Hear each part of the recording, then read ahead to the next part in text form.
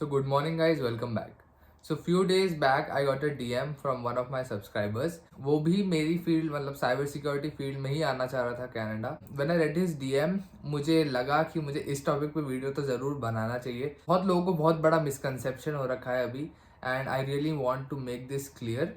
तो actually he was upset कि वो सेनेका कॉलेज में उनका एडमिशन नहीं हुआ and he has to go to Lambton College for cyber security program and he has heard mixed reviews about that program and he was sad. And when I asked him like why is he so upset, so he was like मैंने लोगों से सुना है Seneca बहुत अच्छा है. I was like कि तुम जिस भी कॉलेज में जा रहे हो अगर वो एक ईजी कॉलेज है तो उसके अलग एडवांटेजेस हैं, उसके बारे में तुम्हें ज़्यादा खुश होना चाहिए rather than being upset. I have a very good friend जो कि लैम्पटन कॉलेज में साइबर सिक्योरिटी प्रोग्राम कर रहा है and he is doing so good in life.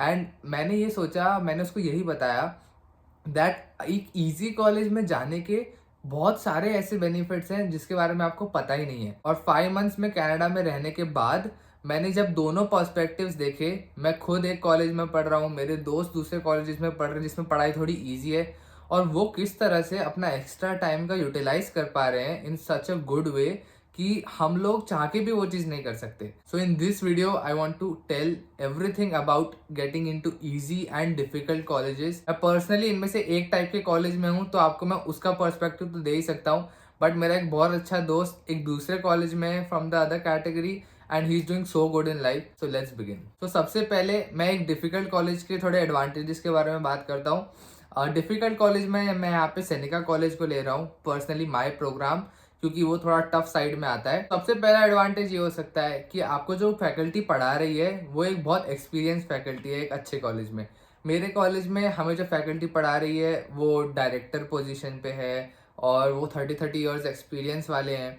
तो वो एक पॉइंट हो सकता है कि आप बहुत एक्सपीरियंस फैकल्टी से पढ़ रहे हो तो आपको जो नॉलेज मिल रही है, जो एक्सपीरियंसेस वो शेयर करते हैं, वो काफ़ी वैल्यूबल होता है. नाउ सेकेंड एडवांटेज ये होगा कि जो करिकुलम है वो बहुत चैलेंजिंग बनाते हैं.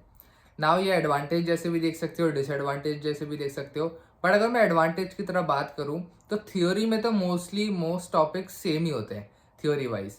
जो मेन डिफिकल्ट चीज़ बनाती हैं वो होते हैं असाइनमेंट्स या प्रोजेक्ट्स.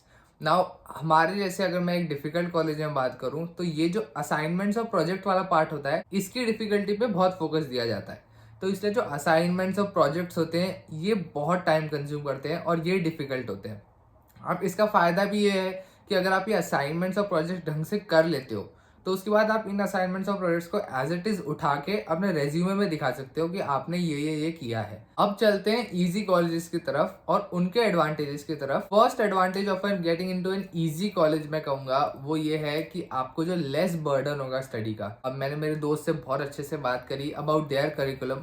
मैंने उनका पूरा करिकुलम देखा, मैंने हमारा पूरा करिकुलम देखा, हमारे CYT प्रोग्राम का भी करिकुलम देखा जो कि साइबर सिक्योरिटी का है. दोनों को मैच किया एंड करिकुलम वाइज थ्योरी में भले ही बहुत चीज़ें सेम है, इनके प्रैक्टिकल्स जो असाइनमेंट्स हैं वो उतने टफ नहीं होते हैं. एंड मेरे दोस्त ने बहुत अच्छे से बताया कि वो जब असाइनमेंट्स देखते हैं तो वो ऐसे बोलते हैं कि अच्छा ठीक है ये कर लेंगे.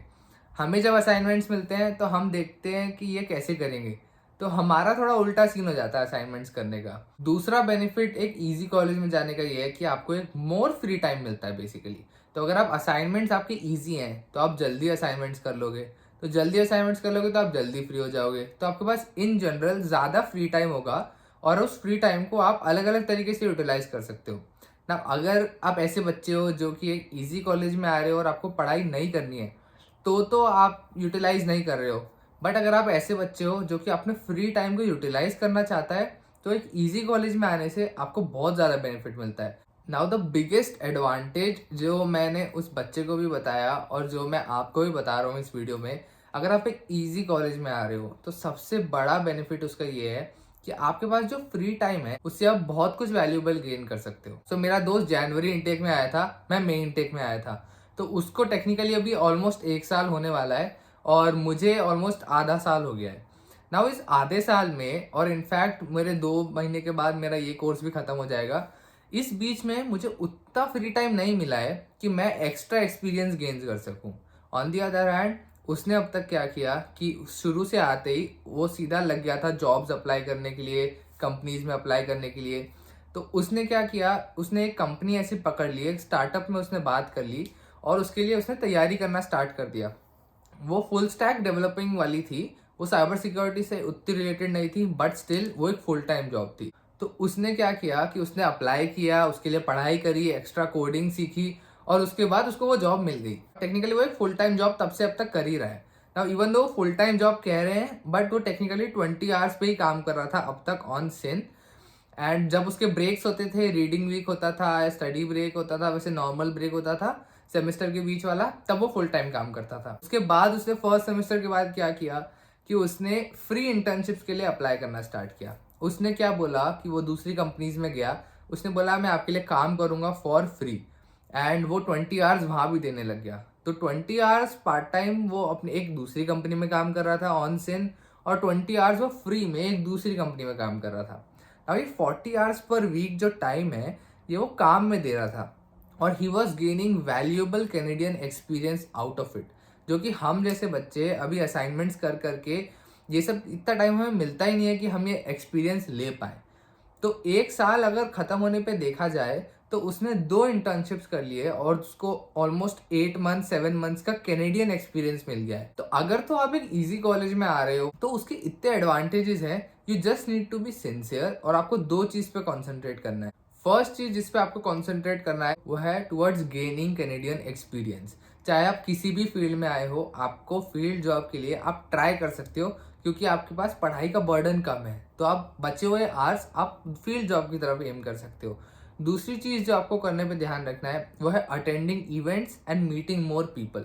आप जिस भी फील्ड में आए हो आप उस फील्ड के इवेंट्स में जाओ, नए नए लोगों से मिलो और उनको पिच करो। आप अगर एक नए बच्चे हो उनसे इंटर्नशिप की पिच करो, किसी और चीज की पिच करो, इससे आपको बहुत फायदा मिलेगा। And this is one of the biggest advantage जो मुझे लगता है कि मैं आज चाह के भी एडवांटेज नहीं ले पाता, क्योंकि मेरे कॉलेज की पढ़ाई इतनी ज़्यादा है। अब मैं ये नहीं कह रहा हूँ कि सेनेका कॉलेज गंदा है या फिर जो अच्छे कॉलेजेस में जाने के लिए लोग मेहनत करते हैं वो वेस्ट करते हैं, ऐसा नहीं है। बट अगर आप उन डिफिकल्ट कॉलेजेस में जा रहे हो तो आपके पास जो कैनेडियन एक्सपीरियंस गेन करने की जो चांसेस होते हैं वो काफ़ी कम हो जाते हैं।